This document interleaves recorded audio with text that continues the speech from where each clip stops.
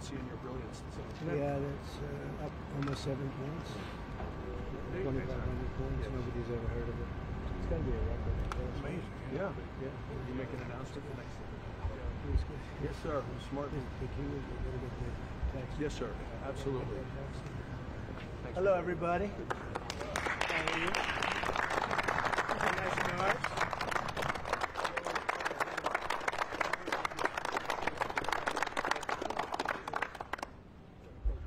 Is this the car? Yep. Is this the car? Yep.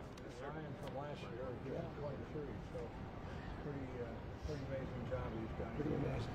Well, this is the team behind him here. Fantastic. Nice to see you. Great. Mr. President, thanks for having us. Thanks for having us. Congratulations. Thank you. We had to do it. Somebody had to do it, right? Well, thank you very much, everybody. We have a very special day for a lot of reasons, actually, if you really think about it. But this is a day because Roger Penske is a great friend of mine. I've known him a long time. He received a few years ago the Presidential Medal of Freedom, the highest award in the country outside of the Congressional Medal of Honor. It's sort of the civilian version of the Congressional Medal of Honor. And I watched him win his 18th Indianapolis 500. And now, I just said, did you win 19? He said, well, actually, we won 20. He won 2 more since then. So that was like 5 years ago, and he won 2 more since then. And just well-deserving. If you look, Germany, Japan, the countries, they spend billions of dollars trying to win Indy. And I guess they do it sometimes, but not much. But he's done it 20 times, Phyllis. So he must know something about cars and racing, and trucks, too, by the way. He knows a lot about trucks. But he's been a very special guy, and he's brought some of our outstanding racing champions with tremendous courage and guts and grit. Hello, fellas. I didn't see you guys over there. That's a good-looking couple of teams, too. They have a lot of courage. And we'll see you in a second. So we're joined by the 2023-2024 NASCAR champion, Ryan Blaney, and Joey Logano. That's really fantastic, fellas. That's great. To get that car going, like as an example, on average, how fast will you? About 190. About 190, you can have it. I don't want to go, but 190, that's fantastic. And on a straightaway, you'll go how much?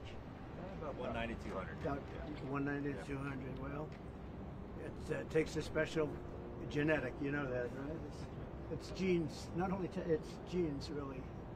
Most people couldn't do that. Very few people could do it. The 2023 and 2024 Indianapolis 500 winner, Joseph Newgarden. Hey, Joseph.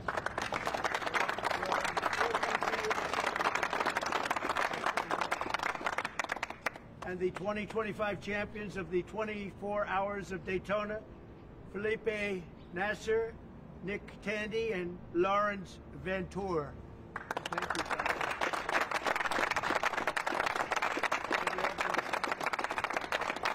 This is just a celebration of racing, and it's a celebration of Roger and his great success and his life, and these incredible champions who really do what very few people could do. Mentally, psychologically, it's a big factor here, like it is in all sports, really, but you need a great physical ability. People that do this, they don't realize what great athletes they are. It's just not the car. I had a friend, he's a very successful guy, but he was a driver, and started off, he wanted to be a race car driver. He wanted to be like you. He wanted to be just like Joey Logano. and he had it for business, but he didn't have it for he said, I just couldn't compete with the good drivers. He couldn't do it no matter what he did, and he got lucky. He went into business, he made a lot of money, he was very successful. But he said, I couldn't press the accelerator down all the way, and the best drivers could. So there was just a difference. It was really, I never forgot that story. But these are great champions, and it's a great sport. And what you've done in Indianapolis also with the track and everything has been incredible. I mean, it's really incredible. People tell me it's been amazing. I'll have to get there. I'm going to have to get there maybe this year with you. But open invitation. Well, thank you very much. Thank you. We did Daytona. We went around the track in the Beast, what's called the Beast. with the thick windows and the whole thing, and you're not supposed to hear anything, but I heard the fans. They were going crazy outside, so it was a great honor. So I just wanted to welcome them to the White House, a special place, very, very special place.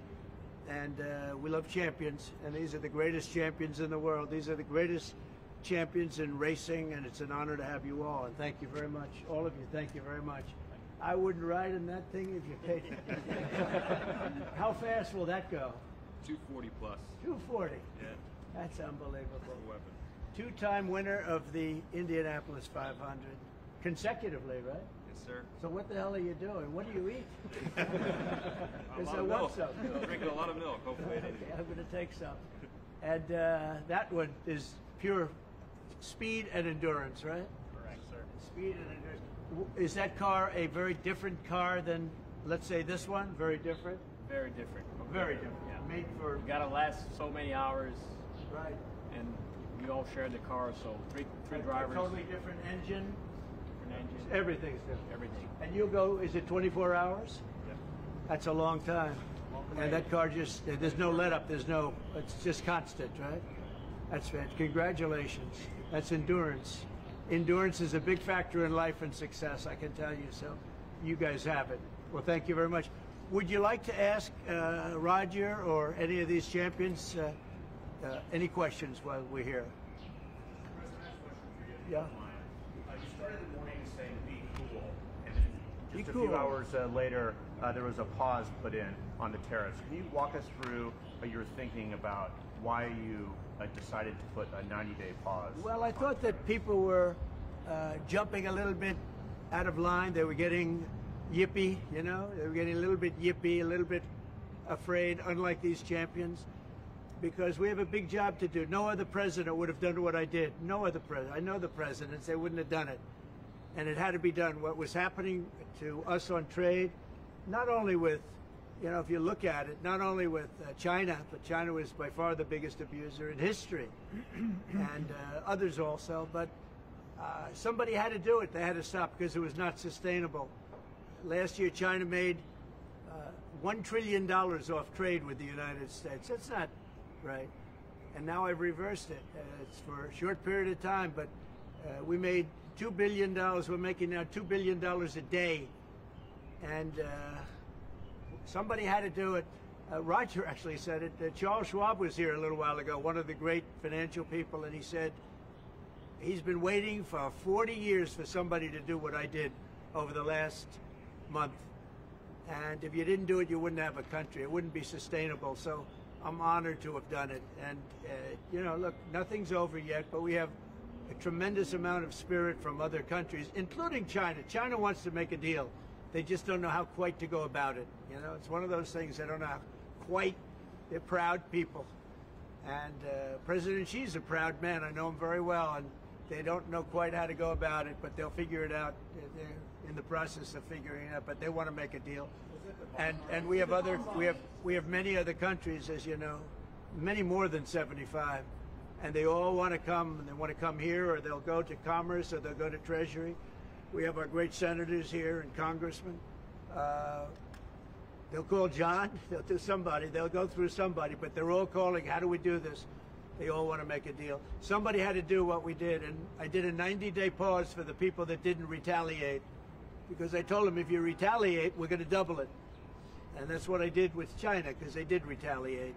So we'll see how it all works out. I think it's going to work out amazing. I think that our country is going to be at the end of a year or shorter, but I think we're going to have something that nobody would have dreamt possible. A man like Roger Penske, I don't want to get him in trouble with China, so I won't, but he would know that you have to, someday you have to cut the bow and you have to do what you have to do, right, Roger? And that's what I did, and I'm very happy to have done it. Mr. President, was there anyone the Prime Minister of Greece just told Breitbart's Matt Boyle that he thinks absolutely the European Union and the United States could work out a trade deal that's win-win and, quote, mutually beneficial to both sides. What do you think about the Prime Minister's comments, and do you think a deal could be struck with the European Union? First of all, I know him, he's a good man, and I appreciate his comments. Yeah, a deal could be made with every one of them. A deal's going to be made with China. A deal's going to be made with every one of them. And there'll be fair deals. I just want fair. they will be fair deals for everybody. But they weren't fair to the United States. They were sucking us dry, and you can't do that. You know, we have $36 trillion of debt for a reason. We don't have it there for fun. They have it for a reason. And people took advantage of our country, and they ripped us off for decades. I've been thinking about this for decades. If you ever saw me on television, I was young like these guys. And those were good old days, I'll tell you, Roger. But I was like these guys, young, and I was talking about it. Nothing changed, and nothing was done about it. Then I did it. In my first term, I did it, and did it well. We took in hundreds of billions of dollars from China and others, and I started the process, but then we had to fix up from the COVID mess caused by China. We had to fix up from that, and we did a good job of doing it. And when we handed back the reins after a rigged election, and when we handed back the reins, the stock market was higher than it was before COVID coming in. So, you know, we did a great job, but we didn't have time to do the big thing, which we're doing now. And it's, you know, it's like a patient is sick, you have to do surgery. Patient is very, very sick. And Joe Biden handed us over a country that was in very serious trouble, economically and in every other way. They let China run away with things. They let other countries run away with things. And maybe worst of all, in a certain way, is what they did at the border. We had people pouring into our country by the millions. Many of them were murderers and drug lords and thieves and people from prisons from all over the world. And there were people from mental institutions, insane asylums. They were taking their mentally insane, and they were dumping them into our country. And I'll tell you, Tom Homan and Kristi Noem are doing a fantastic job in removing them. And now the courts, the Supreme Court just gave us numerous good rulings where we have to be able to get them out. You had other judges trying to take over the system. And think of it, they take over, they want these people coming back. Tren de Aragua from Venezuela, the Venezuela jails that cut off the fingers of a man in Colorado. They cut off his fingers because he called the police looking for help. They said, "Did you call the police?" He said, "Yes, I did." "Put your hand down," and they cut off the fingers. This is what they want to bring these people back now. And I want to thank the president of El Salvador for the job he's done, because that is, that's the way it has to be done. It's too bad. Yeah, please. Chuck Schumer and Nancy Pelosi, they've been talking about tariffs for decades. How come when these Democrat elites want tariffs, everything's hunky-dory, but when President Trump wants tariffs, all hell breaks loose? Do you see this double standard? I love this guy, whoever the hell that is. That's really nice. I appreciate that question. No, Chuck Schumer, Nancy Pelosi, everybody knew you had to do it, but they never had the guts to do it. It does take guts. It even takes guts for our country to go through it. That's why I say be cool. They were saying about, see, just be cool. It's going to work out. It's going to work out, and it's working out. I can tell you, working out maybe faster than I thought. But I said it's, you know, it's going to take a little conditioning. It's a transition to, it's really, I think it's a transition to greatness. It's going to be greatness. Our country is going to be, there'll be nothing like it. And people investing in our country, they're going to do better than they've ever done before. We have more car manufacturers, Roger, coming into our country now, speaking of cars. We've never seen anything like it. And they're coming in because of the election, but they're coming in because of the tariffs, because they don't want to pay 25 or 50 or whatever it may be. They don't want to pay that. They can't pay that. We had 3 cancellations in Mexico, building a plant. They're all coming into the United States. Canada, they're coming in. From China, they're coming in from everywhere.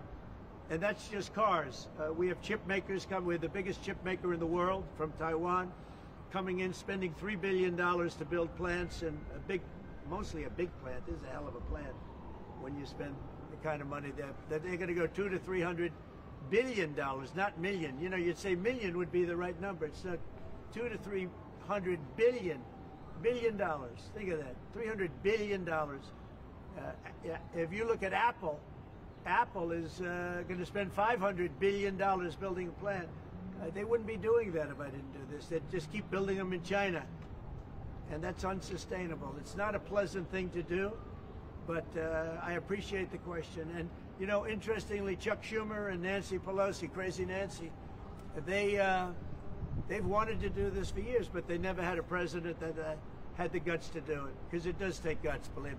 Was it the bond markets that persuaded you to reverse course? I was watching the bond market. The bond market is very tricky. I was watching it, but if you look at it now, it's beautiful. The bond market right now is beautiful. But yeah, I saw last night where people were getting a little queasy. I think everything had. Well, the big move wasn't what I did today. The big move was what I did on Liberation Day. We had Liberation Day in America. We were liberated from all of the horrible deals that were made, all of the horrible trade deals that were made. And I was helped by people just like this, senator, congressman, and friends, right? And we had great help in the Senate. Our Republican senators have been amazing. They stood tall. And likewise in the House. And John Thune has done an amazing job. Barrasso has done an amazing job. I mean, I can't think of a senator, really. We had tremendous support. We got a bill passed the other day with almost unanimous support in the Senate, and I think we're going to get that in the House, too. And I have to tell you that Mike Johnson is a great speaker. He's done a fantastic job. We had a majority of 1, now we have a majority of 7.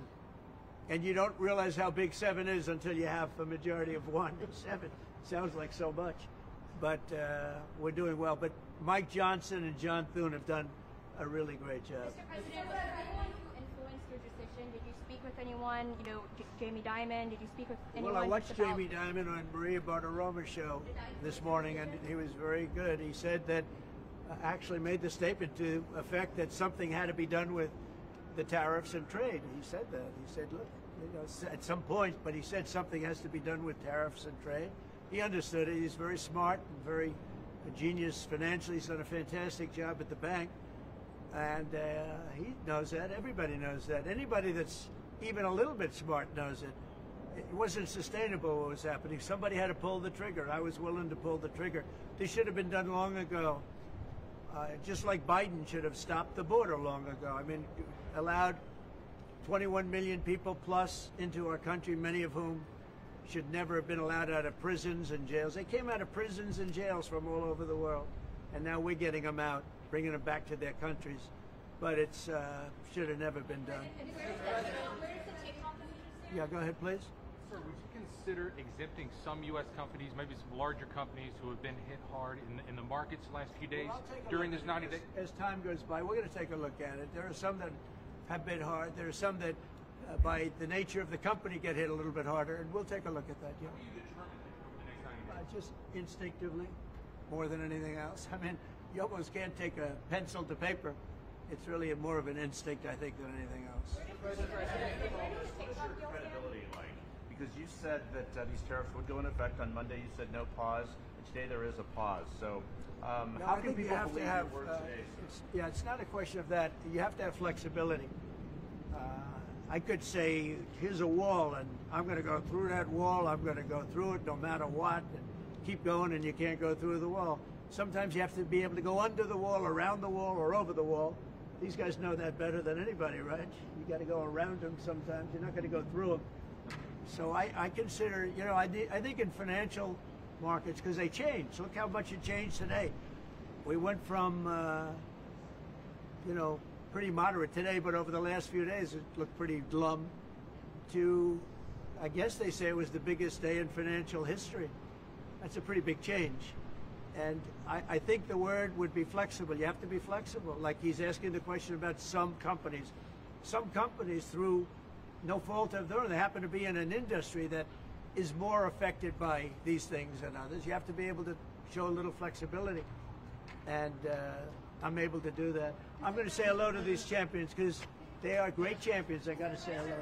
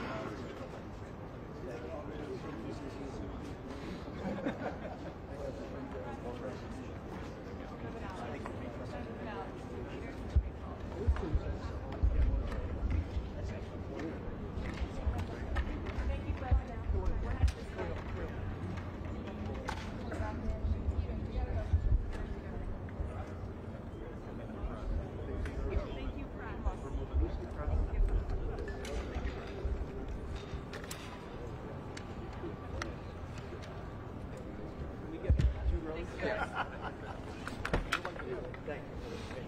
you. So we're going to do